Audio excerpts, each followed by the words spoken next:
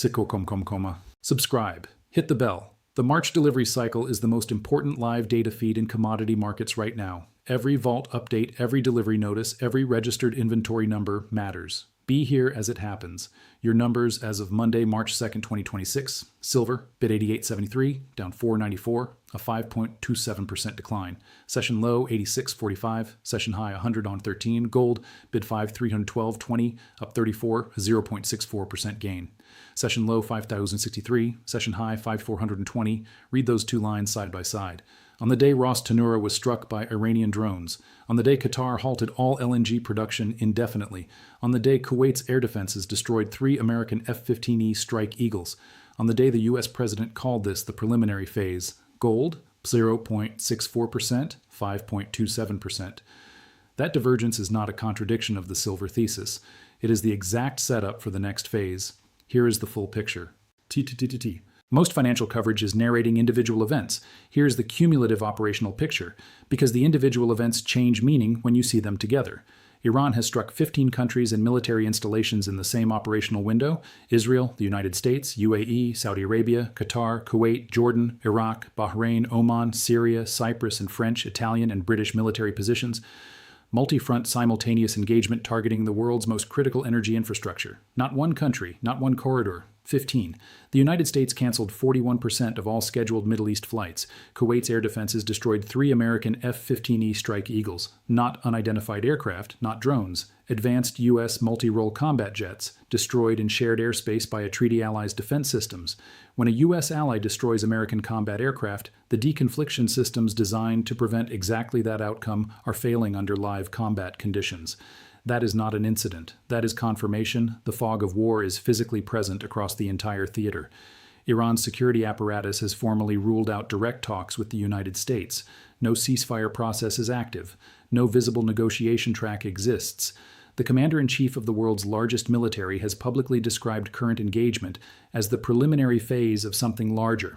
Ras Tanura, the Middle East's largest single refinery at 550,000 barrels per day, feeding refined crude toward tanker routes serving China, Japan, South Korea, and Europe, confirmed a halt following Iranian drone strikes. 2 drones intercepted. Debris caused a contained fire. Situation described as under control. The fire was contained. The demonstration was not. Iran proved on March 2, 2026 that it can reach the core processing infrastructure of Saudi Arabia's export corridor on demand. Every tanker insurer and cargo logistics model now prices that capability as permanent fact. Not scenario, not tail risk. Qatar Energy halted all LNG production from Ras Laffan and Mesaieed, following drone strikes on both facilities. The North Field, the single largest natural gas reservoir on Earth, feeds directly into Ras Laffan. Qatar supplies 18-20% of global LNG trade. There is no alternative supplier capable of absorbing that volume on any meaningful timeline.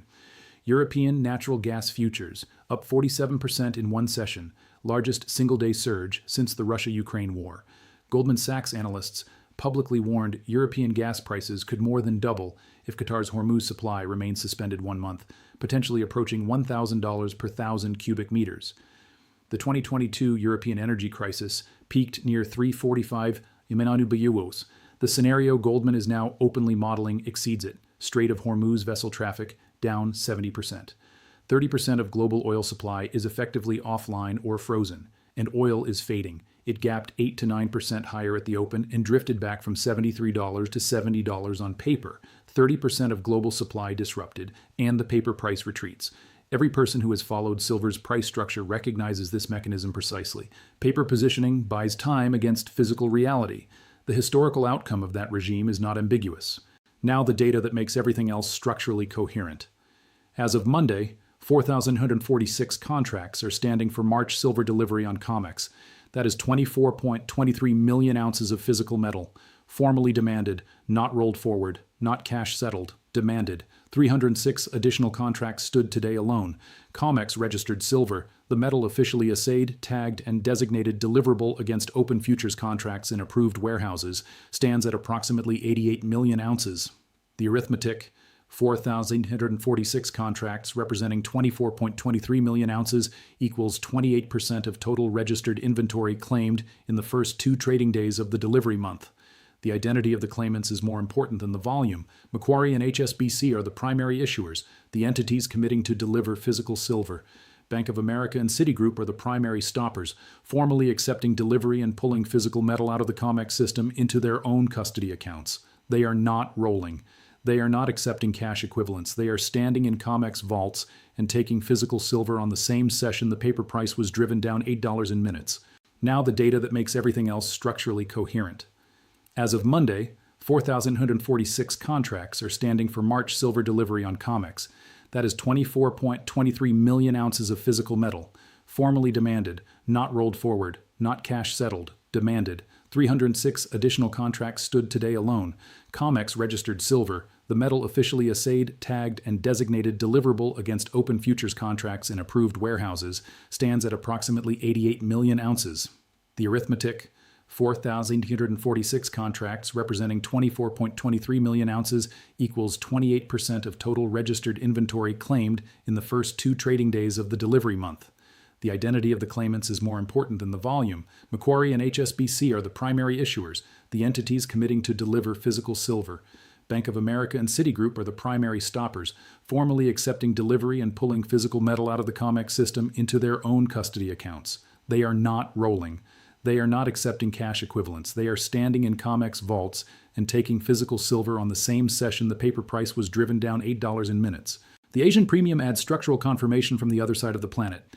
Shanghai spot silver, $100. Shanghai futures, $105. COMEX, $88.73. That is a $12.7 premium, east over west, that survived the New York Open attack intact. The paper price was driven down in the west. The eastern premium held. One specific conclusion: Asian physical conviction did not fracture under the suppression event. China designated silver a strategic resource effective January 1, 2026, restricting exports to 44 licensed exporters. Supply that would normally flow from the world's largest refined silver producer to global markets is now structurally gated. The COMEX eligible buffer of approximately 278 million ounces requires willing sellers at current prices to become deliverable against futures. If Shanghai is pricing silver 14% above COMEX, the motivation of eligible holders to convert at COMEX prices is not strong. The conversion pipeline is a negotiation. The entities standing for delivery today are not the ones facing leverage disadvantage at that table. Gold up 0.64%, silver down 5.27%. This is not a contradiction. It is a regime signal that confirms the sequence. Silver carries 50 to 60% of total demand from industrial applications: solar panels, electric vehicles, semiconductors, defense manufacturing, advanced electronics. Gold carries essentially zero industrial demand. Gold is purely monetary. No factory requires it, no panel needs it. When geopolitical events produce a supply shock of this magnitude, 30% of global oil offline, 47% single-session gas surge in Europe, the immediate market regime is a growth scare, not a demand boom. Energy disruption at this scale raises input costs, compresses industrial margins, and generates uncertainty about the downstream manufacturing volumes that drive silver's industrial consumption. In that regime, the performance sequence is textbook. Gold leads, then silver, then platinum, then copper. The more industrial the metal, the more it struggles until growth uncertainty resolves. What is not textbook? Silver printing 113 in that exact growth scare regime before being pulled back. The industrial demand concern explains the pullback from that level. It does not explain Bank of America and Citigroup issuing 306 new delivery notices into the decline. The growth scare is the setup phase, not the disqualifier. When silver was driven to $88 at the New York Open, the 150-period exponential moving average on the hourly chart held as support. Price has since recovered toward $90. That level is the dividing line between two near-term paths. Path 1. Silver holds and reclaims the 150 EMA cleanly. The growth scare narrative gets absorbed into physical delivery pressure. The next directional move is higher. Path 2. Silver loses that level. 84.90 becomes the next meaningful area. A flush of every position that entered expecting a straight-line continuation to $100.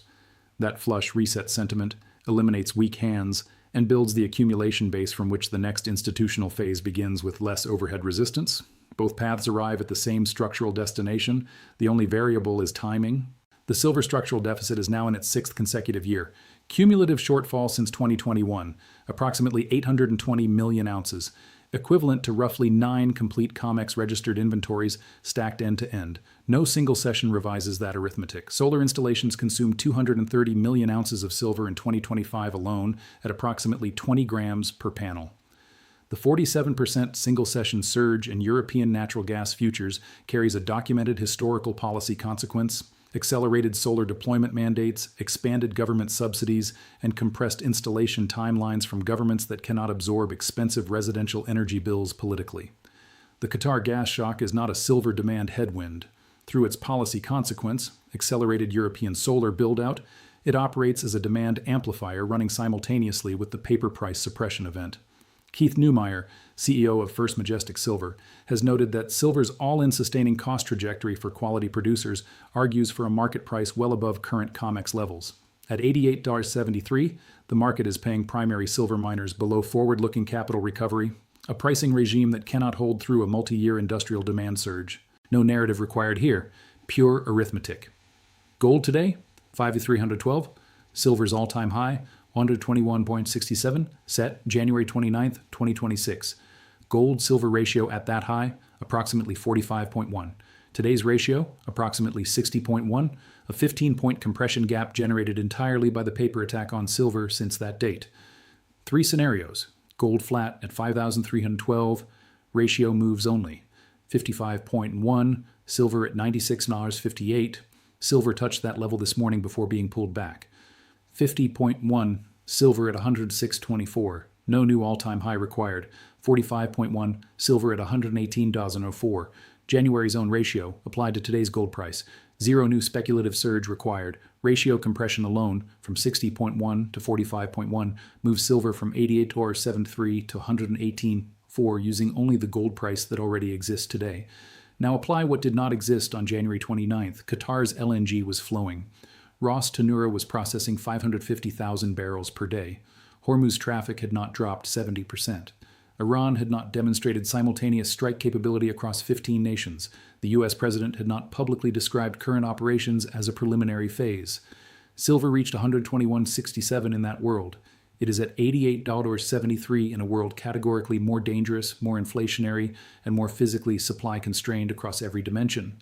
That gap is what 4,046 delivery contracts are in the process of closing.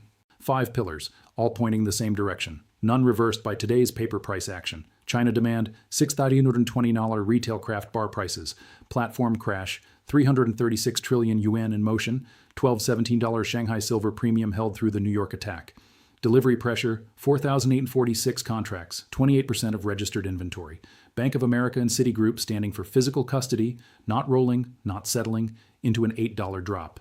Geopolitical supply shock, 15 countries struck, Ras Tanura halted, Qatar LNG offline, Hormuz down 70%, oil suppressed on paper despite 30% physical supply disruption, structural deficit, 820 million ounces cumulative, 6th year, solar demand accelerating via policy consequence of the gas shock, not retreating, ratio compression, 15 points between today's 61 and January's 45.1, with conditions materially more severe than when silver printed $121.67.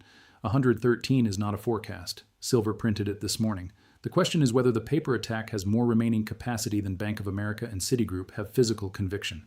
306 delivery notices answer that. Watch the registered inventory update. Watch the 150 EMA. This channel is here for every data point as it arrives. Hit like, subscribe, turn on the bell.